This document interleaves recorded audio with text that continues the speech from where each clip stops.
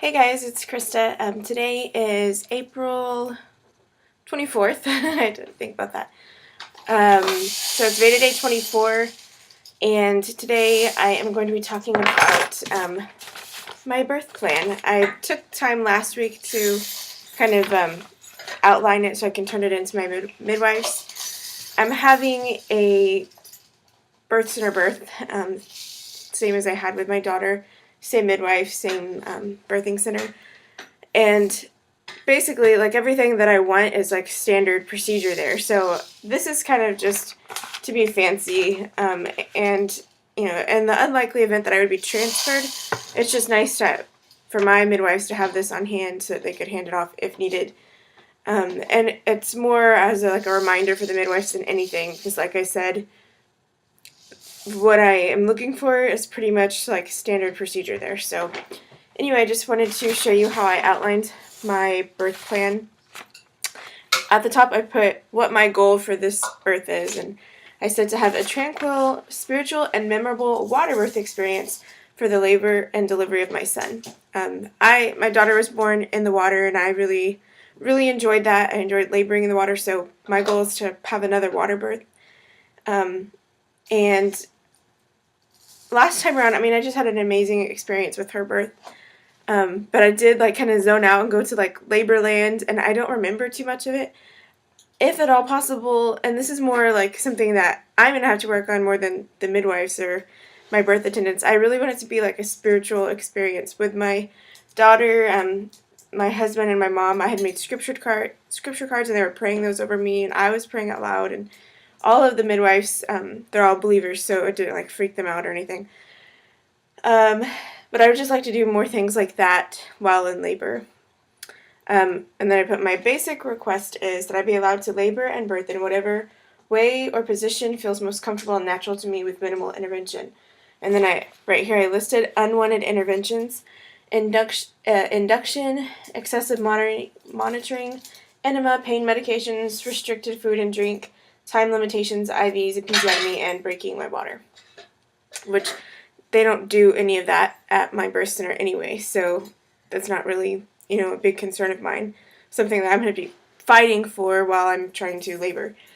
I would like, and then I put the environment, my husband, mother, and sister to be present both during labor and delivery, and then to keep the atmosphere calm and inviting, as well as managing pain through music, either praise and worship, instrumental, or nature sounds, dim lighting. I'm going to bring candles, probably, using birth affirmations, quiet voices, and limited talking and prayer.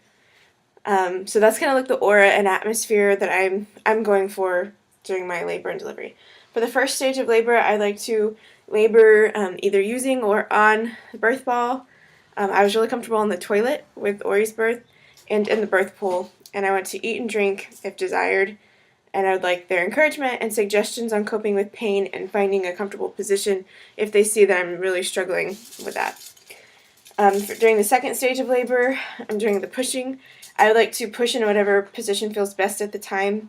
Limited coaching and only constructive and encouraging suggestions from midwives, which, that's kind of obvious. My midwives are great.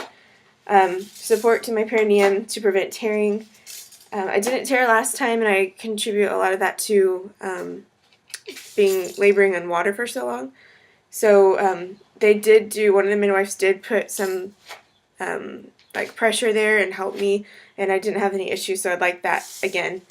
And then I would like either my husband or myself to catch the baby. And then after birth, I want baby to be placed on my chest immediately, and my spouse or relative to cut the cord.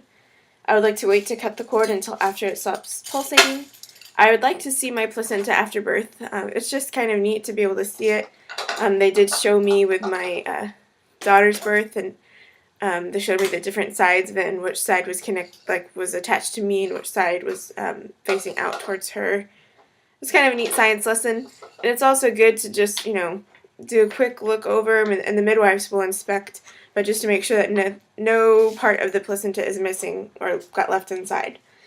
I want to delay all newborn procedures until family has had a chance to meet baby, which they kind of do already at my birth center. want to breastfeed as soon as possible, and I want to give baby his first bath, which I did with my daughter. Also, we got in after I gave birth. They got us out and cleaned us up. Checked me and did all weighing and measurements of Ori, and then they cleaned out the birth pool, and we got back in and we took our first bath together. It was really sweet. And then I want baby to remain with me at all times, which that's standard at the birth center anyway. And then I put notes to the midwives, and just for my mom and Alex to see. Please help me remember to, and I put to be partially clothed for pictures. Last time by the end of labor, I was completely undressed, and that's fine. I mean, that's pretty normal. But I would like to get more pictures this time. Is that Danny's? So just for someone to help me remember, or to help, give me a towel or something to cover up so we can take pictures immediately.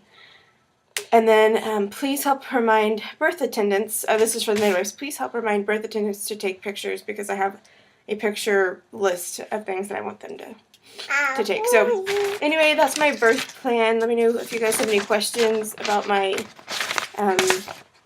birth center, my midwives, about why I chose to use the birth center, or if you have specific questions or suggestions for my birth plan, let me know.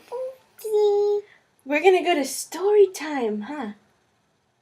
So yeah, we're on our way to story time at the library. Alright guys, I'll talk to you later. Say bye. Bye. Bye.